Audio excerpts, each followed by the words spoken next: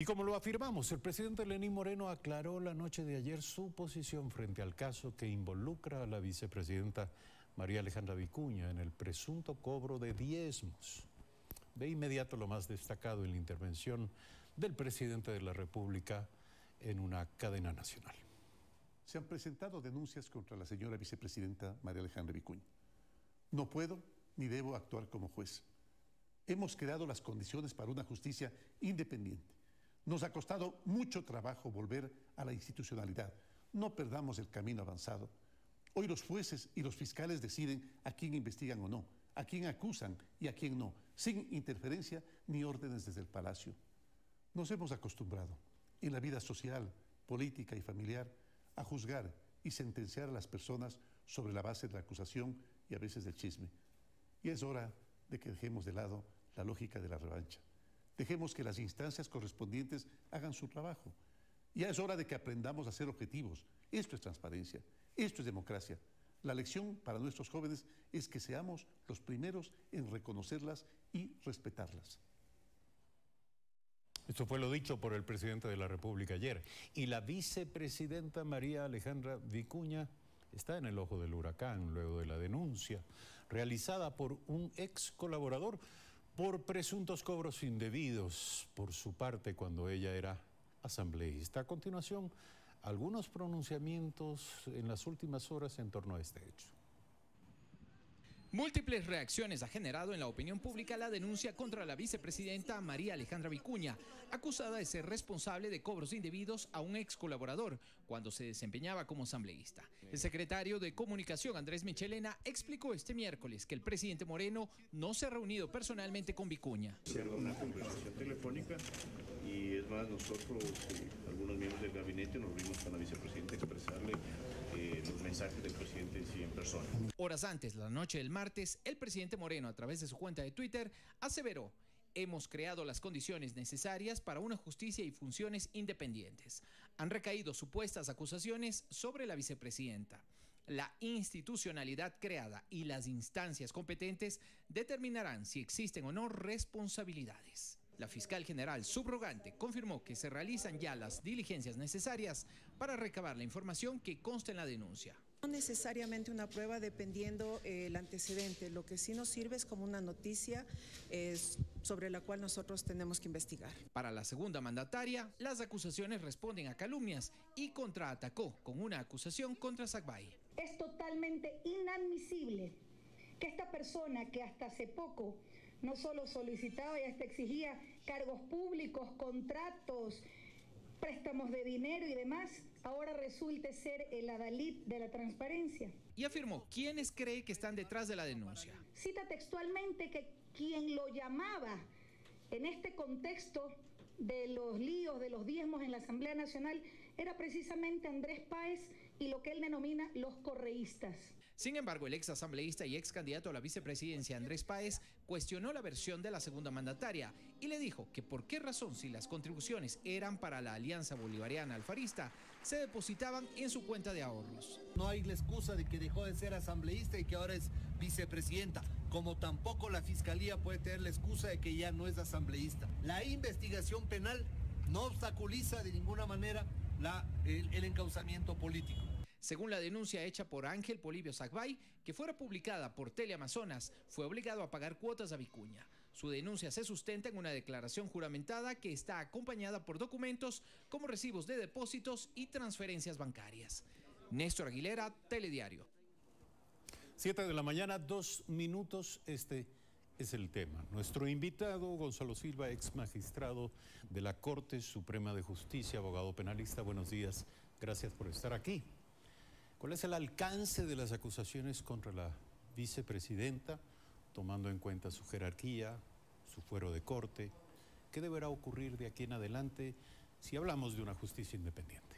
Gracias, señor licenciado, por la invitación. Mire, se reseña e informa de que se aperturó ya una investigación previa en contra de la señora vicepresidenta de la República, que se han solicitado determinadas diligencias. Una de ellas, entiendo que está para el día lunes, se recepta la versión del señor denunciante, el señor Sacbay. Entiendo yo que la señora ministra fiscal también ha dispuesto que se oficie tanto a la Superintendencia de Compañías de Bancos cuanto al CNE a fin de verificar si existen o no cuentas a favor o aperturadas por el movimiento político ABA, ¿cierto? Alianza Bolivariana Alfarista. Así como entiendo yo que se habrá ya dispuesto o se dispondrá en forma inmediata se recepta la versión de la señora vicepresidenta al Banco El Pichincha y al Banco El Machala. Con todos estos elementos de convicción creo que son suficientes para que analice a la señora si es procedente o no una convocatoria. ¿En cuánto tiempo debería pronunciarse la fiscalía? Eso no puede irse más allá de unos 15 días. No tiene por qué irse más tiempo. Es inmediato. Los bancos con un requerimiento fiscal en 24, 48, 72 horas están entregando toda la información. Sumados a lo que yo le manifiesto, los elementos de convicción que están recuperándose, son 15 días suficientes. ¿Y qué vendrá luego? Si es que la señora fiscal considera de que con los elementos de convicción para ella son suficientes, pues puede solicitar ya a uno de los señores ministros de la Corte Nacional, Sala Penal, para que se señale día y hora en el cual se efectúe la audiencia de formulación de cargos. Si es que los elementos de convicción son los suficientes para la Fiscalía. ¿En qué momento el sistema de justicia deberá pedir a la Asamblea que se pronuncie? Para mi entender, en ninguno. ¿Por qué razón? Porque los hechos que se han denunciado son del año 2011, 2012, 2013, en el que la señora vicepresidenta ejercía en el Congreso Nacional su función como asambleísta, hablemos, ¿cierto? Entonces sí, es verdad que tienen solamente fuero de corte, no inmunidad. ¿Por qué? Porque el artículo 128 de la Constitución es claramente, excepto esto. Cuando dice excepto esto, significa que legislar y emitir opiniones de los legisladores es lo correcto. Pero no es insultar ni tampoco estar inmerso en un delito común, excepto esto. Entonces no hay necesidad de esa petición de parte de la Corte Nacional. Sin embargo, estilan esto de simplemente enviar a que se conozca o no se conozca. ¿Por qué el fuero? Porque los romanos nos enseñaban y decían actor sequitum forum rei, decía, el actor se somete al fuero del reo. Si el fuero del reo, o sea, en este caso, el conocer de la señora vicepresidenta, es la Corte Nacional, porque así lo estipula la Constitución, la Ley Orgánica de la Función Legislativa, la Ley del Consejo Nacional Electoral, y la ley Orgánica de la Función Legislativa, pues tiene que conocer la Corte Nacional. Es por esto el fuero, pero no inmunidad. No hay requerimiento. ¿Esto significa que pueden correr en paralelo dos procesos de juzgamiento? El penal va a recorrer mucho más rápido. ¿Por qué?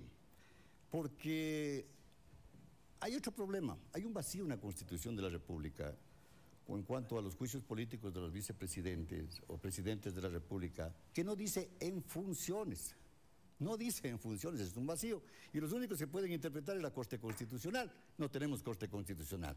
Entonces, si vamos por el lado político, pues es un largo trajín que tendrán que presentar, recoger las firmas, ir a la presidencia, al CAL, el CAL a admitir si está correcto o no, más pruebas o no pruebas del anuncio que se ha presentado, va a la Corte Constitucional. Pues estamos ya con 3, 4 meses, a sabiendas de que lo que se dice que la Corte Constitucional estará integrada en la segunda semana del mes de enero del 2019. Entonces, más procedente va a ser el recorrido que la Fiscalía ya inició, ¿no? Según lo que usted está diciendo, podría instaurarse un juicio en firme contra la vicepresidenta por estos temas y por esta denuncia en un lapso no mayor a 3 semanas. Pero por supuesto, no hay necesidad de mucho tiempo. ¿Y en cuánto tiempo se sustanciaría este juicio? Sí, el delito que se está imputando es el delito de concursión, ¿no es cierto? O sea, el elemento moral del delito es el ejecutar lo no debido. ¿Qué es lo no debido? Solicitar, requerir, imponer, ¿no es cierto? Ya. Si esto se demuestra con los elementos de convicción a los que he analizado, he considerado exponer, pues la convocatoria de audiencia de formulación de cargos lo hará la fiscal. Y no hay necesidad tampoco, después de que se aperture, de que se conceda o que se solicite a la fiscal a la Corte Nacional, que se le extienda 90 días para la instrucción. ¿Para qué? Si ya está hecho esto. Es un plazo máximo de 15 días a 30 días y es demasiado. Esto es potestativo de la fiscal solicitar y del juez ordenar. Entonces este juicio podemos tenerlo hasta fines de diciembre o máximo a mediados de enero ya terminado. La parte primaria, ¿En qué momento existirían las condiciones y se cumplirían los requisitos para declarar la inhabilidad de la vicepresidenta de la República en este escenario?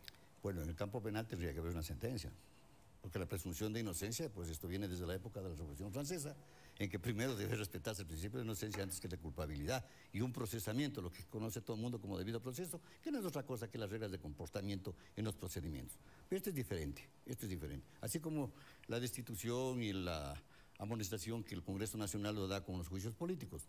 Además de esto tenemos la Contraloría. Si es que la Contraloría considera de que pues, se ha faltado la verdad respecto a los informes o a las declaraciones juramentadas, también puede solicitar una destitución. Es decir, estamos frente a tres escenarios que pueden prácticamente en cualquiera de estos estadios haber un pronunciamiento, sin desconocer el principio de inocencia que tiene toda persona.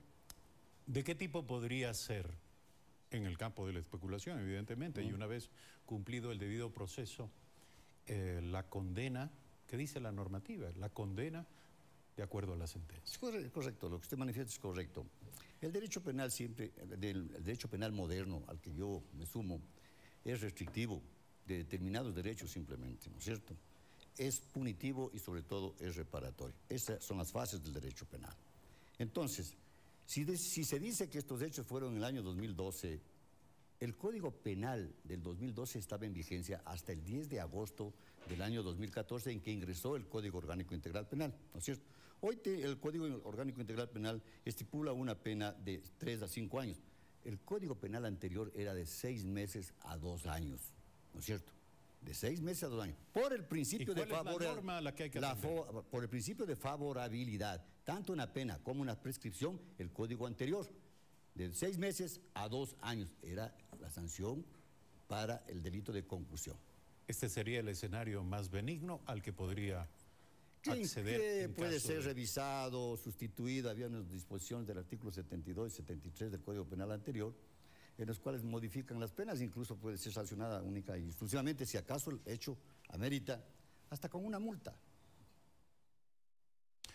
Gracias, doctor, por ayudarnos a comprender lo que puede ocurrir en este caso. El doctor Gonzalo Silva, ex magistrado de la Corte Suprema de Justicia, abogado penalista, esta mañana sobre el caso de la vicepresidenta de la República. 7 de la mañana, 10 minutos, brevísimo corte. Regresamos con Andrés Michelena, secretario nacional de Comunicación.